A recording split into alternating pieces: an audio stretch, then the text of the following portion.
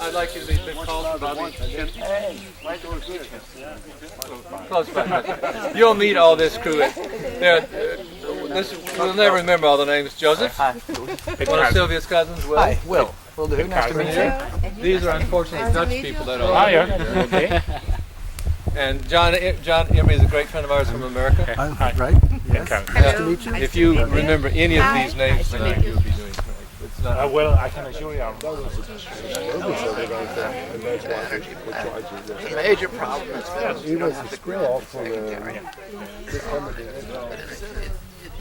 what are we doing now? Can you please tell me which way to the Olympic Stadium? Which way to the Olympic Stadium? Yeah. Oh, she needs to sit. Yes, so. I'd like you to meet Marie Holsten. Jeg skal ikke holde det. Jeg skal ikke. Perfect catch. Du skal ikke. Det glæder mig. Wendy. Hi, I'm Wendy Ingram. And it's cousin, you have, this is Sylvia's aunt. Chicago. This is Sylvia's aunt, who lives in the left wing of that little house over there. One of the guys, see the guy in the yellow shirt down there? He kills me when I tell this, but that's Prince Joseph Bourbon. And but he wanted to be a carpenter. And so he learned to be carpenting, and 2020 was doing a story on Happiness, and they called me and said, what is a good angle on Happiness Denmark? I said, how about the carpenter? So they came and followed Joe all around. We filmed and did a beautiful piece of it. Joe, have you met Wendy? You guys met her? Hi, I'm Wendy. Nice to meet you. Yeah, are you doing things?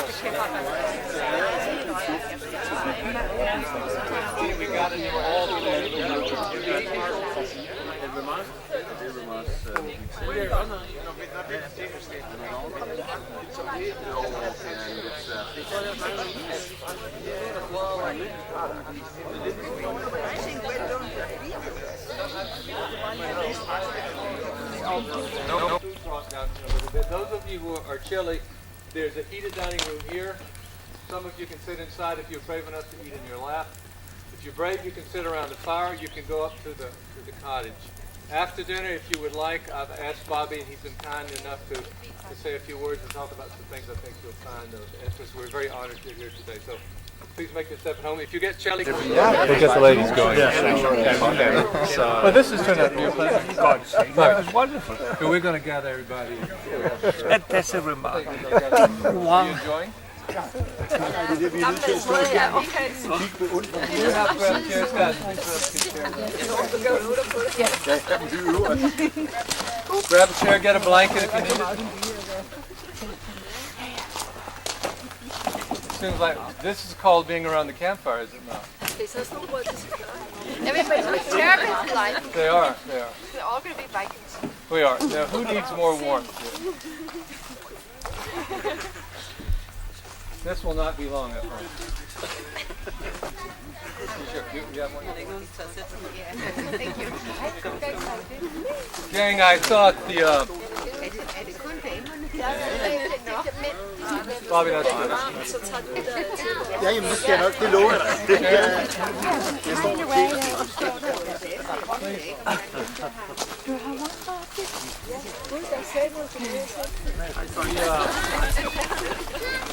Ladies and gentlemen, Bobby Kennedy is a man who could have lived a life without much failure if he wanted to, and played in the world. And he has done what everybody would like to do in life, and that is live a life of courage and goodness and accomplishing things.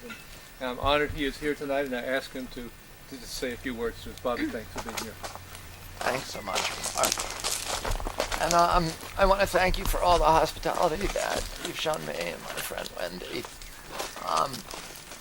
today. And it's been a treat for us to meet all of you and to be here. And please excuse my voice. Ramar had asked me to talk maybe about a little bit what's happening in the United States with the Obama administration and its energy policy. So, I'd been talking with the minister about what we can and can't expect at the summit here in Copenhagen. But let me just start by telling an anecdote about Obama and my own relationship with him. When I was 10 years old, I went to Africa, with my uncle, Sergeant Shriver. My uncle John Kennedy was in the White House at the time, and Sarge Shriver was the head of the Peace Corps and had a son who was exactly my age. I had had an obsession with Africa since I was little, and he took me there. And when I was there, we met a man named Tom Mboya in Kenya. And Tom Mboya was one of the leaders of the liberation movement in Kenya. He was regarded as the most likely successor to Jomo Kenyatta, who was the first president of Kenya. He was very close friend of my family's, and he was a labor leader who was against the kind of tribalism. He wanted kind of a left-wing democracy of the kind that Nyerere had started in Tanzania. His heroes were Mahatma Gandhi, Thomas Jefferson, Abraham Lincoln, Franklin Roosevelt. He had realized that there were very few university-educated Kenyans, and at the time of liberation, that was badly needed to have people who could run the country. And he had come over to the United States in 1959 and visited us at our home in Hyannisport when John Kennedy was still in the Senate. And he had arranged with 200 universities in the United States to bring students from Kenya, promising students from Kenya, over to the United States to study in our universities and to be educated and then go back to help run their country. But he couldn't get the money to transport them from Kenya to the United States, and he was desperate because it was August and the school started in September. And he had spent 2 days with my uncle, who was so charmed by him that he did something that he was very, very unusual, which is he wrote out a $100,000 check to bring these students to the United States. And it became known later as the Kennedy Airlift. But Tom Mboya was a luau. He was from a smaller tribe in Kenya, from up on Lake Victoria, the fish-eating tribe, that is known for being peacemakers and very intelligent people. In 1968, when my father was killed in June, I was 14 years old. I went back to Kenya because my mother, all the older kids of my family, were kind of scattered around so that my mother could have some peace and get the little kids together. My sister Kathleen went to work with the Navajo in New Mexico. My brother David went to work with Cesar Chavez in California. I was sent to Africa, and I spent the whole summer, most of it with Tom Mboya. I left in August, and 2 weeks after I left, he was assassinated. And in 2004, when Obama had been recently elected to the Senate, he came to speak at the Democratic Convention, which was then in Boston. And after the convention, he came to Martha's Vineyard, and I was staying in Martha's Vineyard with a famous American comedian called Larry David. And we went out to dinner at a friend's house, and Obama was there. And I sat next to him. I asked him, he told me that his father was from Kenya, and I said, what tribe was he from? And he said he was from the Luau tribe. And I said, oh, have you ever heard of Tom Mboya? And he said, Tom Mboya is the reason I'm in this country, because my father was the first person brought over under the student program that Tom Mboya created. And so, we had talked about that issue, about my relationship with him, and I had developed a rapport with him.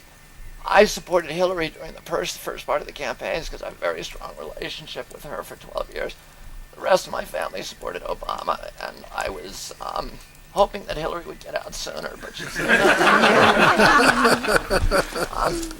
but I wrote a plan for an energy blueprint, which was published in Vanity Fair magazine. And the first time I saw Obama after the convention, when I was working pretty much full time for him, he came up to me and he said, I read your article twice, and I want to do this when we get into office. And so since then, I've met with pretty continuously with members of the administration, and the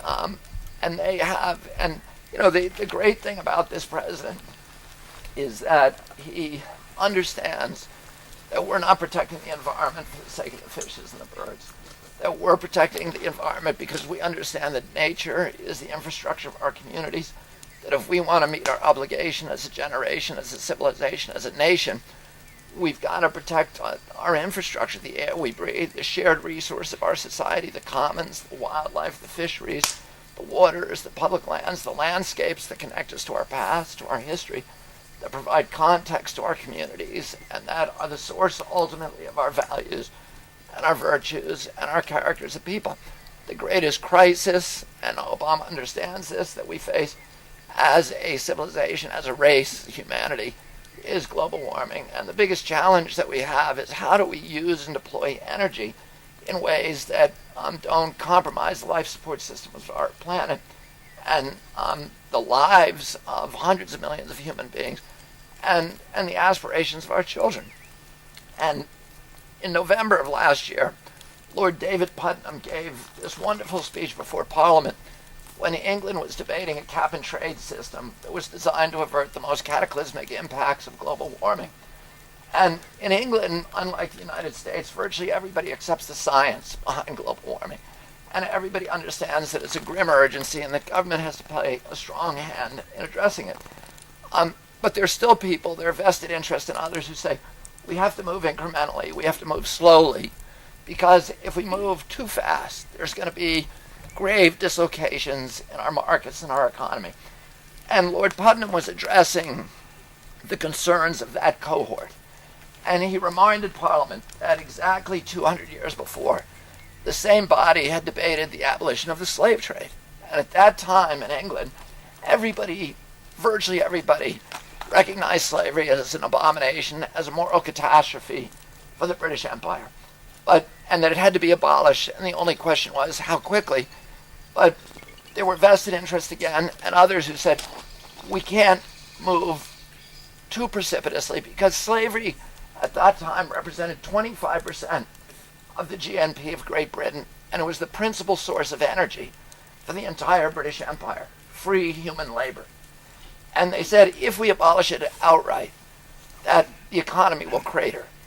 But after a year of debate, Parliament made the moral choice and abolished slavery overnight. And instead of collapsing, the British economy exploded as thousands of entrepreneurs rushed into that space to create new forms of energy, mainly mechanical ones, in an era that we now know as the Industrial Revolution, which was the greatest epoch in wealth creation in the history of mankind. And the abolition of the slave trade had exposed all of these hidden inefficiencies that were associated with free human bondage. And today, we don't need to abolish carbon to understand that our deadly addiction to it is the principal drag on capitalism in virtually every country in the world. In our country, my country, we are importing $1 billion. We are borrowing $1 billion a day, mainly from nations that don't share our values, in order to import $1 billion of oil a day, mainly from nations that don't share our values. And this hemorrhage of $750 billion, $700 billion a year in American wealth have beggared a nation that when I was a little boy owned half the wealth on the face of the planet. We give every year in our country $1.3 trillion in subsidies to the oil industry. And if you have doubts about that figure, look at Terry Tamanen's new book, which is called Lives Per Gallon. Terry Tamanen just stepped down as head of California EPA. And he has meticulously and scrupulously inventoried these huge rafts of subsidies that we give to the oil industry, including, the direct subsidies like the oil depletion allowance and all these tax breaks, but the indirect subsidies, $100 billion a year that we spend on protecting the oil pipelines with the military in the Gulf, and hundreds of millions of dollars from healthcare and from lost crop production, all these other externalities. He doesn't include the war in Iraq, which is $4.3 trillion according to OMB, and which should be billed to their account. And he doesn't include carbon emissions, which also are a huge cost that should be billed to their account. We give about almost $1 trillion to the coal industry, $500 billion to nuke. And these subsidies have formed the principal impediment to new forms of energy, more efficient, renewable forms, indigenous forms from entering the marketplace. We know that the nations that have decarbonized their societies in every case have experienced instantaneous prosperity. Iceland in 1970 was the poorest country in Europe. was 100% dependent on imported coal and oil. The government of Iceland made a decision to decarbonize its society and did it very quickly, despite a lot of local objections. Iceland went during that period from the poorest country in Europe to the fourth richest country by GDP on Earth. Unfortunately for Iceland, they then spent all that money on bundled derivatives that they bought at 151 margins. Now they're the poorest country in Europe again. But Iceland, it has strong fundamentals, and its economy is going to return because today Iceland, instead of being an energy importer, is one of the world's largest energy exporters. It can't run lines across the Atlantic, so it imports bauxite from Jamaica, smelts it into aluminum, and sells the ingots in the world market, and that's its way of exporting energy. Sweden in 1996 decided to decarbonize. It closed 2 of its biggest nuclear power plants, slapped a $150 a ton tax on carbon, and Sweden's economy has grown since then by 45%, and its energy has dropped by 9%. Costa Rica, or Brazil, decarbonized 18 years ago its transportation system. And as a direct result of that choice, Brazil, which today, while the entire world is experiencing an economic collapse, Brazil continues to enjoy the longest, most robust economic expansion in the history of Latin America. Costa Rica, I was with the president last night, decarbonized its transportation grid about 15 years ago. And as a direct result of that, Costa Rica today is by far the wealthiest country in Central America. And you can go on and on with these examples. But we have, in the United States, much greater geothermal resources than they have in Iceland. My home is completely powered by geothermal. Every home in my region could be powered by it, but we're one of the only homes that is. It's almost utterly unexploited. We have the best solar energy in the world. The Scientific American just did a study that showed that if you took 19% of the most barren desert land in the desert southwestern area, 85 miles by 85 miles, a fraction of the area that we cut down every year in the Appalachians to get at the coal, we have enough solar energy to power the entire electric grid in our country, today's electric grid. We have the best wind energy in the world. North Dakota is the windiest place on Earth. At sea level, we have enough wind in North Dakota, Montana, and Texas to provide 100% of the energy needs of all of North America, even if every American owned an electric car. We have an administration now that understands this, that is absolutely determined to decarbonize our society. The impediments, and that understands that we've got to harness these new forms of energy.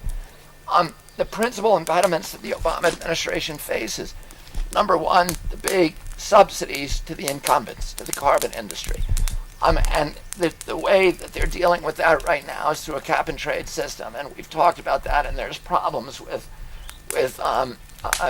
getting something very effective through Congress, but they're dealing with it. Number two, infrastructure. And I talked to you about this. This is probably the biggest problem. We don't have a grid in our country that can transport these new forms of energy. Our grid is antiquated. It's already overpowered. It's not capable of doing long-haul transports of electrons. So that and it's also misaligned. It doesn't reach the big wind centers in the Midwest. It doesn't reach the solar centers in the desert Southwest. And even if it did, a wind farmer in North Dakota could not transport his electrons, sell his electrons to New York City or to St. Louis or any of the big markets, because they'll diffuse before they cross the North Dakota border. So what we need to do in our country is spend about $150 billion. And a lot of this is funded in the stimulus package. But there's $20 trillion or $2 trillion that are already deployed, allocated by the local utilities to do this, to build a national grid that's a smart grid, that it can intelligently store and deploy solar energy at night, wind energy during the doldrums, that can reach into people's homes. And instead of turning on these very inefficient peaker plants, where most of the natural gas in our country is burned in peaker plants that are only turned on when we hit peak, and they're very, very wasteful, very inefficient turbines. What's that? We could actually, if we were able not to use these peaker plants, we could power 100% of our passenger automobiles in the United States. You have to turn the peaker plants on 10 days in advance, and burn them to make sure that they're ready. Well, the new electric grid that we have, the smart grid, allows the utilities to go into people's houses and send a signal. I say to every customer in their utility grid, tell us the appliances in your house that you don't mind us turning off for 15 minutes. Your hot water boiler. If somebody turns that off for 15 minutes, you'll never know it. It won't drop the heat of water in your house by even a degree. Your electric toothbrush recharger. Your swimming pool recirculator. We have all these phantom charges in every home, and if somebody turned them off, we don't care for 15 minutes. So the utility now has the capacity to go into it. I was at the National Grid Laboratory in Denver a week ago and saw how this works. It's extraordinary. The utility, instead of turning on these peaker plants and burning gas for 10 days, which is like, it's so wasteful. It's like washing your dishes in VO Hennessy whiskey. It's a very, very, very, wasteful use of an extremely valuable product.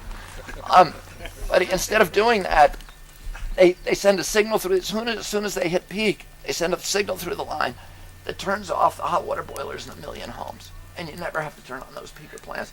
Just by that one change, you save enough power to power natural gas to power every automobile in America. They can go into your car battery and draw out the energy. So that's one of the issues. We need to spend $150 billion building this smart grid. Number two, we need to align the grid so it reaches every American home. And we need to change the incentive systems in our country so that the utilities no longer make money by selling energy, but they make money by conserving energy. And we talked about that a little while ago, so I'm not going to go into it. But California did that. We forced California to do it in 1982. The utility in California no longer makes money by selling power. It makes money by getting people to conserve. So the utility goes to the Public Utility Commission and says, I want to install compact fluorescent light bulbs in every home in my utility district. I want to tear out every refrigerator and put in a refrigerator in every home, put in a refrigerator that gets 60% more efficiency. It's going to cost me $100 million. I want to make 12% on that, and the utility approves that, and the utility commission approves it. The utility can go out and do it. That's how they make money.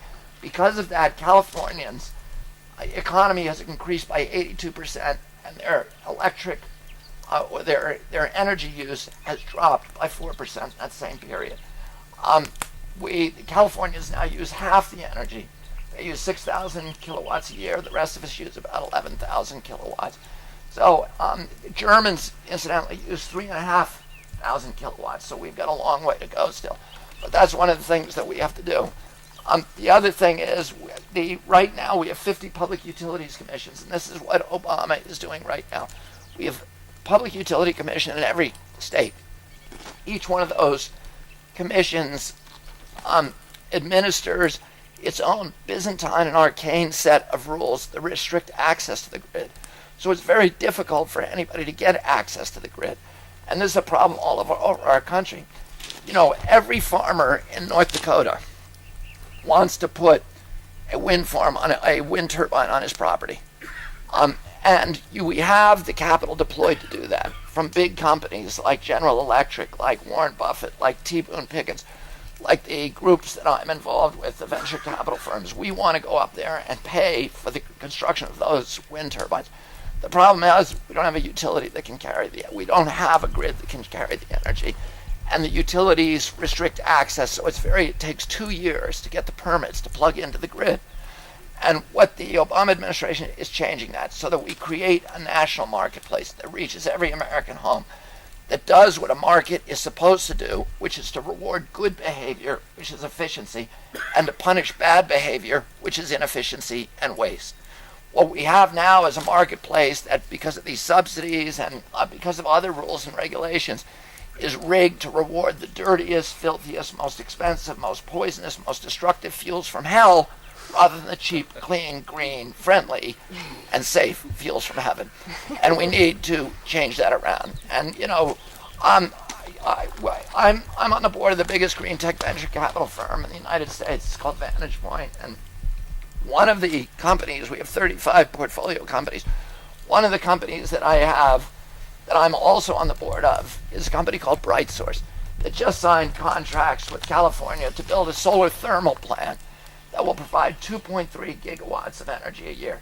A solar thermal plant is not solar voltaics. It's a mirror farm in the desert. It's a turbine, like a turbine you'd see in a coal plant. It's suspended from a scaffolding, and it's surrounded by concentric rings of mirrors in the desert that are manipulated by computers to always shine sunlight onto that turbine.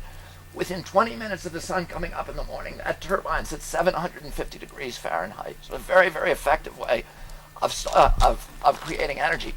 We are building that plant for 3/5. It's as big as any nuke plant in our country. We're building it for 3/5 the cost that you would build a nuclear power plant. We're building it for about the same cost that you would build a coal plant. And once we build it, the energy is free forever. When you build a coal plant, the big bills are just going to come in, because now you've got to go cut down the Appalachian Mountains, ship it across the country in rail cars, build roads that have 18 inches of asphalt to carry the coal. Then you poison every lake in America, which is where we are now with mercury. You kill 60,000 Americans every year with ozone and particulates. A million asthma attacks, a million lost work days. You destroy the Appalachian Mountains with acid rain. These are all part of the costs of burning coal. And the big costs come after you build the plant. But when you build that solar thermal plant, the energy is free forever. The photons are hitting the planet every day for free. All we have to do is pick them up and put them in the line. If you build an oil plant, now you got to go to Saudi Arabia, punch a hole in the ground, bring up the oil, refine it expensively, escort it across the Atlantic with the military, get in periodic wars to defend the pipelines over there, spill it all over Alaska, destroy our beaches, poison our children, poison the air, etc. Those are the costs of oil. If you build a nuke plant, now you've got to store the stuff for 30,000 years, which is 5 times the length of recorded human history. And how that can be economic is insane. It's just not. It's the most catastrophically expensive way of, boiling a pot of water that's ever been devised. So, but once you build that solar thermal plant, the energy is free forever. Now, if we build solar, we use 1,000 gigawatts a year in the United States. 450 of those are carbon. It costs to build wind or solar to replace them, it costs about $3 billion a gigawatt. So for $1.4 trillion, we have free energy forever in our country. 1.4 trillion, we can provide the entire electronic grid in our country. Well, that sounds like a lot of money, but we're sending 700 billion a year to Saudi Arabia. So for 2 years, we pay the whole thing back. Then we get 700 billion a year every year to reinvest in our economy. And we've done this before in our country. We built a national grid that provides a marketplace, a national marketplace where every American can become an energy entrepreneur. Every home can become a power plant. If I have solar panels on my roof, my home during some parts of the day is producing more energy than it's using. I ought to be able to sell that energy back to the grid and get market rates for it. Today, there's no state where you can do that. There's 36 states that will buy some of it, but none of them will buy all of it, and none of them will give you market rates. We need to turn every American into an energy entrepreneur, and we need to, create a national grid that becomes a marketplace. We did this before. In 1979, we built a national internet grid in our country that connected every American home to the internet. And in 1980, a year later, there were fewer than 500 networks in our country, and IBM said that PCs, personal computers, were a dead-end technology. Well, now everybody has a PC in our country, and guess what's happened to the cost of information, of bits and bytes? It's plummeted to almost zero. And in 1996, the same thing will happen to electrons as soon as we build a national marketplace for energy. In 1996, Bill Clinton built a national marketplace for telecommunications in our country. He told all the baby bells, we signed the Telecommunications Act, told all the baby bells, you have to open up your grid to the lowest cost producer is going to prevail in the grid. We built a national marketplace. And because of that, we had a telecommunications revolution in our country. And all these little gadgets that we now have, like iPods, are the offspring of that revolution. But also, what's happened to the cost of telecommunications? 2 weeks ago, I saw an advertisement on television by a telecommunications company that will provide 100% of long-distance local calls for $28. Well, that's almost free. You know, I paid $28 for a phone call sometime in the last couple of months. But this is what the future is. It's free telecommunications because we built a national marketplace with the right market driver. And that's what we need to do with if we do that with energy, we will see, this is what Obama believes, we're going to see the cost of energy drop to almost nothing. Now, last thing I would say is, in World War II, in 1929, just before the stock market crashed, the stock market was at 395 in our country. In 1942, 13 years later, the stock market was at 85. In 13 years, there'd been no recovery. Roosevelt had employed a lot of Americans and kept them off the soup lines and fed them, but there was no recovery of our economy. Then we had World War II, Pearl Harbor came, and Roosevelt made a speech to our country, and he said, we're going to build 50,000 airplanes a year, 25,000 tanks, a ship a day, and on and on and on. And people laughed at him. They said, this is impossible. No industrial mobilization of this kind has ever happened in history. But he went to Detroit, and he said to the automobile makers, you're not making cars anymore. You're making tanks, and you're making planes, and half-tracks, amphibious vehicles. And within 9 weeks, they had all retooled their plants. Within 6 months, we'd reached those goals. Within 12 months, we had surpassed them. And the stock market, we had 100% employment, and the stock market exploded. But back then, all of the things we were making were stranded assets. They were things that we were shipping over to Europe and blowing them up. So there was no benefit to our economy. But today, what Obama wants to do is build pylons across the country and string wires and employ millions of people doing it. And to build turbines from Vestas and from other companies like that, and put wind farms, put turbines on every farm in North Dakota, Montana, Texas, etc. And to build photovoltaic cells and nail them to everybody's roof, spray insulation into every home in America, have full employment to create a new infrastructure for energy in the country. But once we finish building it, it's not stranded assets. It's an infrastructure that is going to continue to produce wealth for our country for many generations. And once we do that, we have free energy in our country. A lot of people say, $700 billion is a familiar number in our country because that's the number that we gave to the crooks on Wall Street to bail them out for getting us into this mess in the first place. And a lot of people say, well, that's going to take generations to pay back. But no, it's not going to take generations. It just takes 1 year with no foreign oil. And we have that in our grasp. We have the capacity to do this by creating this infrastructure. So I'm going to shut up now. And Bobby is not enthusiastic about this. Bobby,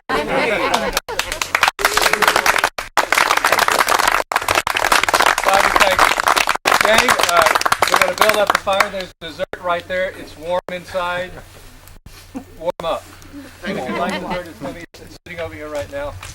Alternate and switch around and get in the fire a little bit. Oh, very good. It's the best I can do. To make it look very nice. Yes, yes.